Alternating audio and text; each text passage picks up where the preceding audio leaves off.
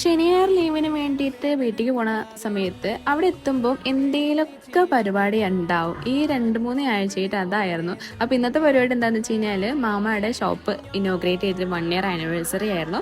അപ്പോൾ ചെറിയ രീതിക്കുള്ള കേക്ക് കട്ടിങ്ങും കാര്യങ്ങളൊക്കെ ഉണ്ടായിരുന്നു. നമ്മളെ ഫാമിലി മെമ്പേഴ്സും അതുപോലെ തന്നെ അവിടുത്തെ സ്റ്റാഫ്സും തിയേറ്ററിലത്തെ സ്റ്റാഫ്സും അതുപോലെ തന്നെ ബാക്കി ഷോപ്പിലത്തെ സ്റ്റാഫ്സ് എല്ലാവരും കൂടി ചെറിയൊരു പരിപാടിയായിരുന്നു. ഒരു സന്തോഷം. അങ്ങനെ പൊന്നത്താൻ്റെ കൈ പിടിച്ച് കേക്ക് മുറിച്ചു. അപ്പം ഞാൻ ഷുഗർ കട്ടായത് കൊണ്ട് കേക്ക് മുറിച്ച് പങ്കിട കാര്യത്തിൽ നമ്മൾ നോക്കി നിൽക്കാൻ മാറ്റേ പറ്റിയുള്ളൂ.